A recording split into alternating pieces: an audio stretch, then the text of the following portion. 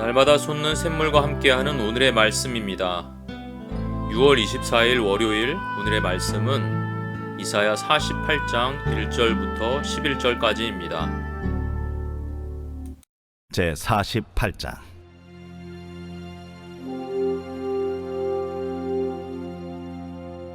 야곱의 집이여 이를 들을지어다.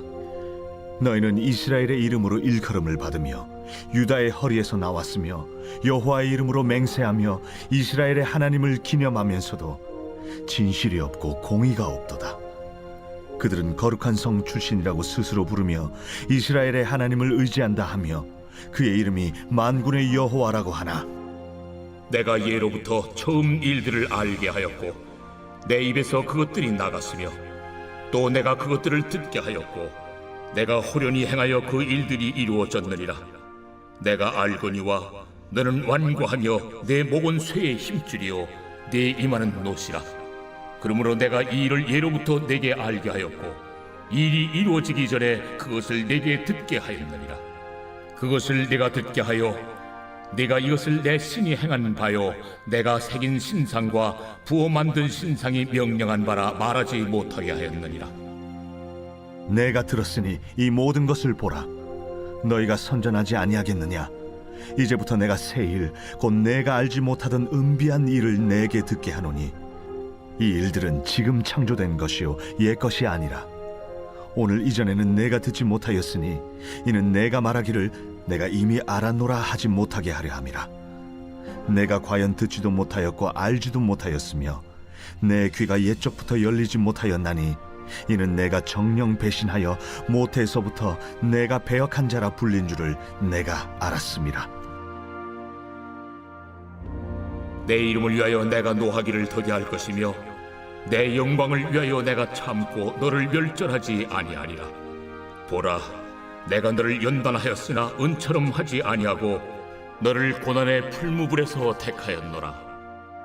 나는 나를 위하며 나를 위하여 이를 이룰 것이라. 어찌 내 이름을 욕되게 하리요 내 영광을 다른 자에게 주지 아니하리라. 우리는 일상 속에서 크고 작은 약속들을 하고 또 많은 약속들을 듣습니다. 친구와의 약속, 가족과의 약속, 직장에서의 약속 등 우리는 수많은 약속 속에서 살아갑니다. 그러나 우리는 그 약속들이 지켜지지 않거나 깨지는 것을 종종 경험합니다. 그때 어떤 마음이 들던가요?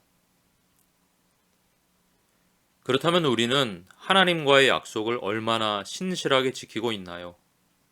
그리고 하나님께서 우리에게 주신 약속들을 얼마나 신뢰하고 있습니까? 오늘 우리는 이사야 48장 1절부터 11절을 통해 하나님께서 그의 백성에게 주신 경고와 약속을 살펴보려고 합니다. 당시 이스라엘 백성은 외형적으로는 하나님을 섬기고 있었지만 실제로는 그들의 마음이 하나님을 떠나 있었고 우상을 숭배하고 있었습니다. 하나님은 그들의 불순종과 완고함을 책망하시며 동시에 그의 신실하심과 구원의 약속을 재확인하십니다. 이사야는 유다 백성에게 그들이 여호와의 이름으로 맹세하고 이스라엘의 하나님을 부르지만 실제로는 진실함과 공의가 없음을 지적합니다. 그들은 거룩한 성에서 나왔다고 이스라엘의 하나님을 의지하는 사람이라고 주장하면서도 마음 깊은 곳에서는 하나님을 온전히 의지하지 않았습니다. 오늘날 우리도 신앙의 외형적 표현에 집중하는 경우가 많습니다.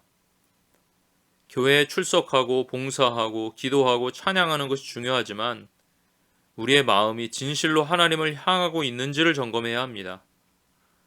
우리의 신앙이 겉으로 드러나는 행위에 그치지 않고 하나님과의 진정한 관계에서 비롯된 것인지 돌아보아야 합니다. 본문 3절에서 하나님은 예로부터 그분의 계획을 알리셨고 그것을 성취하셨다고 말씀합니다. 그러나 이스라엘 백성은 완고하여 목은 쇠의 힘줄 같고 이마는 놋 같다고 표현됩니다. 그들은 말로는 하나님을 섬긴다 하면서도 실상은 새긴 우상과 부어 만든 신상을 섬겼습니다. 그러면서 하나님께서 하신 일을 우상이 한 일로, 또 우상이 명령한 것을 행한 결과라고 말했습니다. 마치 점쟁이를 찾아가는 교인들 모습과 같죠. 하나님께서 행하신 일들을 저 용한 점쟁이가 알려준 거라고, 당신도 거기에 가보라고 말합니다. 하나님께서는 이스라엘에게 그렇게 말하지 못하도록 경고하셨습니다. 또 하나님께서는 이제부터 새 일을 행하시며 이것은 옛 것이 아니라 지금 창조된 것이라고 말씀하십니다. 그런데 그렇게 말씀하시는 이유가 마음 아픕니다. 이는 내가 말하기를 내가 이미 알았노라 하지 못하게 하려 함이라. 무슨 말이에요? 에이, 난 이미 다 알고 있었어. 정말 긴 빼는 말이죠. 이게 이스라엘의 태도였던 것입니다. 하나님께 대하여 전혀 기대도 없고 또 감동도 없는 태도입니다. 우리도 때때로 하나님의 신실하심을 잊고 자신만의 방식으로 문제를 해결하려 합니다. 하나님의 계획과 섭리를 신뢰하기보다 마치 내가 다 알고 있다는 듯이, 내가 다 해봤다는 듯이, 그 일의 결과를 이미 다 알고 있다는 듯이 착각하며 인간적인 방법이나 세상의 기준에 의지하려는 경향이 있습니다. 하나님은 우리의 완고함을 아시고 우리를 인도하시며 경고하십니다. 하나님은 언제나 새로운 길을 여시며 우리가 알지 못하는 새로운 계획을 가지고 계십니다. 우리는 하나님의 새로운 일에 대해 기대하는 마음으로 응답하고 또한 그분의 인도하심을 신뢰해야 합니다. 그렇다면 하나님께서 이렇게까지 하시는 이유가 무엇일까요? 그것은 이스라엘 백성이 모태에서부터 반역자라 불릴 정도로 하나님을 배신했고 반역했기 때문입니다. 태어나서 죄를 지어 죄인이 되는 것이 아니라 그냥 모태로부터 죄인이기에 죄를 짓는 것입니다. 그래서 하나님께서는 당신의 이름과 영광을 위해 그들을 참고 인내하시며 친히 구원의 계획을 이루시는 것입니다. 어렸을 때부터 교회에 잘 다녔고 누구보다 열심히 신앙생활하던 어떤 사람이 있었습니다. 그는 예배에 빠지지 않았고 각종 봉사와 활동에도 적극적으로 참여했습니다. 겉으로 보기에 누구보다도 신실한 신앙인이었습니다. 그러나 그의 마음 깊은 곳에서는 세상의 성공과 인정받고자 하는 욕구가 자리 잡고 있었습니다. 그는 직장에서 높은 자리에 오르기 위해 수단과 방법을 가리지 않았고 사람들에게 좋은 이미지를 주기 위해 많은 것을 희생했습니다. 교회에서는 존경받는 성도였지만 그의 실제 삶은 하나님과 거리가 멀었습니다. 어느 날 그는 큰 위기를 맞게 되었습니다. 직장에서 예기치 못한 문제가 발생해서 모든 것을 잃게 될 상황에 처하게 된 것입니다. 그는 절망 속에서 하나님께 기도하며 자신의 삶을 돌아보게 되었습니다. 그리고 말씀을 통해 외형적인 신앙이 아닌 진정한 마음의 변화가 중요한 것임을 깨달았습니다. 그는 자신의 잘못을 인정하고 하나님 앞에서 새로운 삶을 살기 시작했습니다. 그의 삶의 태도는 더 이상 세상의 성공이 아니라 하나님의 영광을 위한 것이 되었습니다. 그는 직장에서의 어려움 속에서도 하나님의 인도하심을 신뢰하며 정직과 성실로 일하기 시작했습니다. 그의 변화된 삶은 주변 사람들에게 큰 영향을 끼쳤고 많은 이들과 사람들이 그의 이야기를 통해 하나님을 만나게 되었습니다. 사랑하는 성도 여러분, 이사야 48장 1절부터 11절은 우리에게 하나님의 신실하심과 인내 그리고 새로운 구원의 계획을 상기시켜 줍니다. 이 모든 것은 예수 그리스도 안에서 완성되었습니다. 예수님은 우리의 외형적 신앙을 내면의 진실함으로 변화시키시고 하나님의 새로운 일을 이루시며 하나님의 영광을 위해 우리를 구원하셨습니다.